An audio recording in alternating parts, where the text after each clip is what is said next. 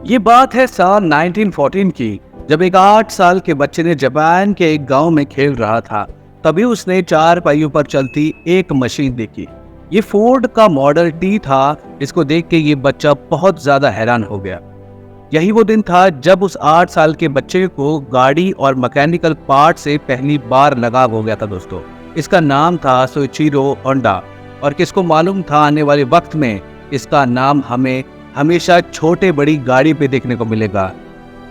कहानी टीवी पे एक बार फिर से आपका स्वागत है दोस्तों। आज हम बात करने वाले एक ऐसे शख्स के बारे में जो आपके अंदर आग लगा देगा। उसकी कहानी इतनी अद्भुत और इतनी मेहनत वाली थी दोस्तों, जो आप देखकर हैरान हो जाएंगे कि इसने कर कैसे दिया।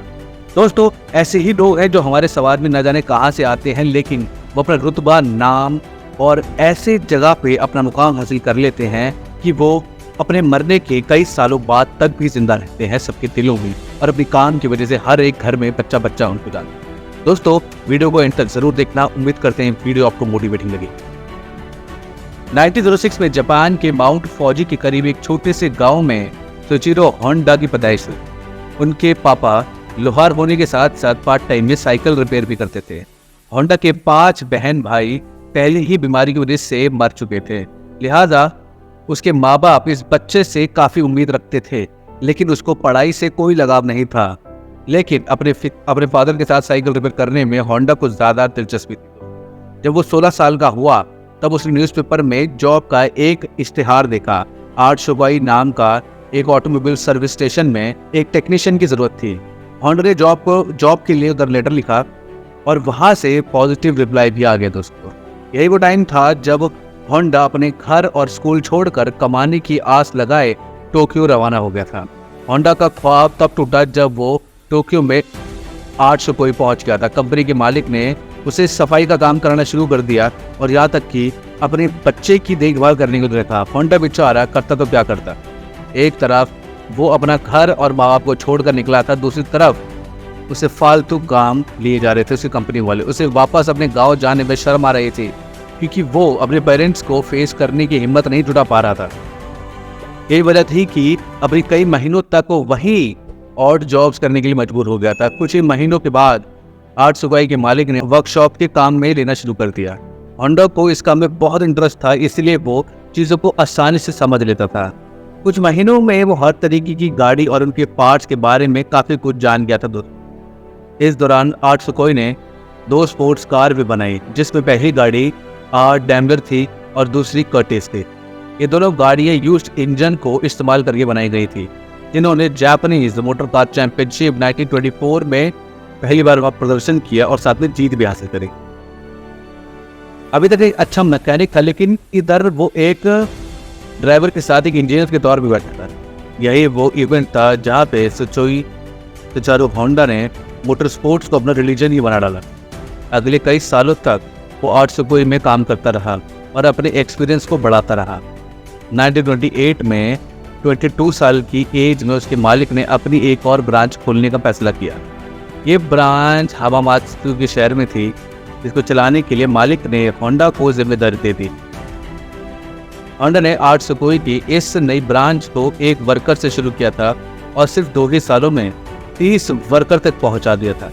वो अब एक ब्रिलियंट मैकेनिक और रेसिंग ड्राइवर भी बन चुका था। उसने अपनी महारत का फायदा उठाते हुए अपने मालिक के लिए एक स्पोर्ट्स कार बनाई।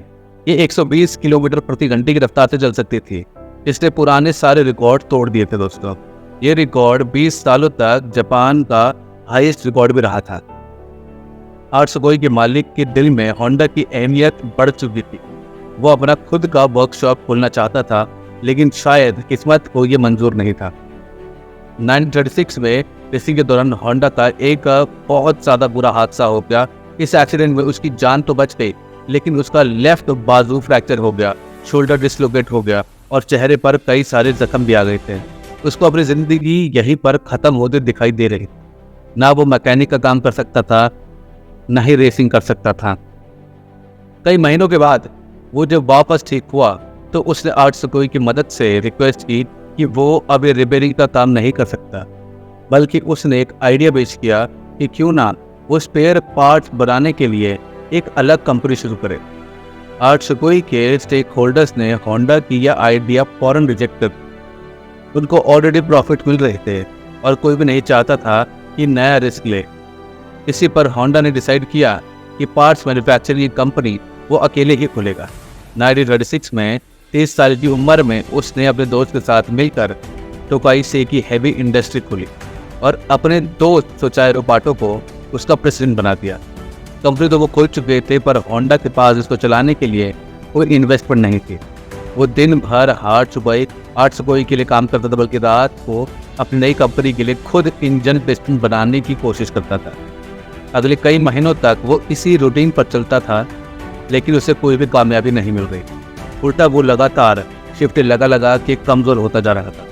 एक के बाद एक नाकामयाबी उसका रास्ता रोक के बैठी थी। तभी उसने मेटलर्जी में महारत हासिल करने के लिए एक यूनिवर्सिटी में एडमिशन ले लिया। 1939 में 3 सालों की लगातार मेहनत के बाद वो आखिरकार एक पिस्टल बनाने में कामयाब हो गया।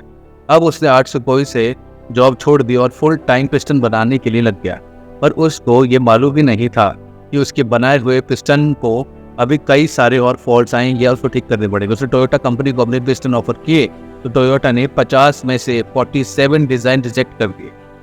ये खबर होंडा पर बिजली बन के गिरी, क्योंकि उसके पास अब वापसी का भी कोई रास्ता नहीं था। उसने मुख्तलिफ कंपनीज की रिक्वायरमेंट्स को समझने के लिए पूरे जापान के दौरे लगाना शुरू कर दिया था।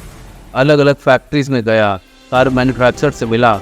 अगले कई साल उसने मार्केट को समझने में लगा दिए और उसके बाद होंडा ने एक बार फिर से पिस्टन बनाया।